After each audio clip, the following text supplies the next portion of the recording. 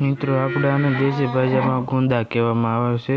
તો મિત્રો આમાં અંદર આવી રીતના થળિયા હોય તો આને કાઢવાના હોય। મિત્રો આ શીકણા હોય એટલા માટે એને સાઈઝમાં પલાળી નાખવાના, મતલબમાં બોળી દેવાના।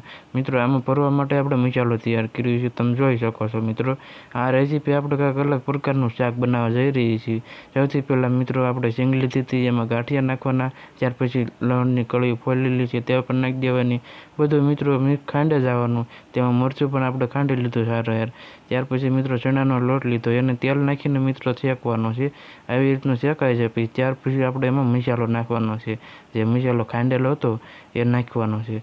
મિત્રો આપણે મસાલો બધો એમાં નાખી દેવી, તેમાં ધાણા જીરું પાવડર નાખવાનું છે, મીઠું નાખવાનું છે, ત્યાર પછી તેમાં મોરસના દાણા નાખીશું મિત્રો, છે ગળપણ આવે, અને ખટાશ માટે તો ખાટી છાશ છે। ત્યાર પછી આપણે હળદર નાખી છે, અને હળદર નખાઈ જાય ત્યાર પછી આપણે તેમાં વઘાણી નાખવાની છે।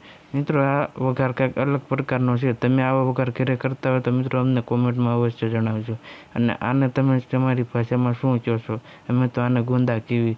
આને આવી રીતના ધીમે ધીમે મિત્રો ભરી લેવાના છે, બહુ ફાટવા નહીં દેવાના, અને અંદર પ્રેસ મારી દેવાનો છે, જેમ આપણે ફિટ કરતા હોય એ રીતનો અંદર મસાલો ભરાઈ જાય।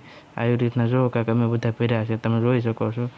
ત્યાર પછી એક તપેલી લીધી, તેમાં આપણે વઘાર કરવાનું છે, તેમાં આપણે રાઈ નાખવાનું છે, ત્યાર પછી વઘાણી નાખવાની છે, ત્યાર પછી આપણે વઘાણી જીરું ને એવું બધું નખાઈ જાય તરત આપણે નાખી દેવાના છે તેલમાં। તેને સરખી રીતે થોડીક વાર તેને ચડવા દેવું, ત્યાં સુધી આપણે છાશ હોય ને તે મસાલો વધ્યો તો તેને એમાં પલાળી દેવાનો છે, આવી રીતનું હલાવી નાખવાનું। પછી આને તેલમાં ચડવા દેવાના મિત્રો, એમાં ચીકાશ હોય એટલા માટે તેને તેલમાં ચડવા દેવા પડે। ત્યાર પછી આપણે ખાટી છાશ લીધી હતી, તે મરચું ને એવું બધું નાખ્યું, એ મસાલો નાખી દેવાનું, થોડીક વાર પાકવા દે ને ઉકળી જાય ત્યાર પછી તો આપણું શાક થઈ ગયું છે તૈયાર। મિત્રો તમે ચેનલમાં ન હોય તો સબસ્ક્રાઈબ કરી નાખજો, અને કોમેન્ટ કરજો મિત્રો આ શાક તમને કેવું લાગ્યું, તમે ઘરે બનાવજો। મિત્રો કમેન્ટ કરતા નથી અને ચેનલમાં સબસ્ક્રાઈબ નથી કરતા, વિડીયોને લાઇક કરજો। મળીને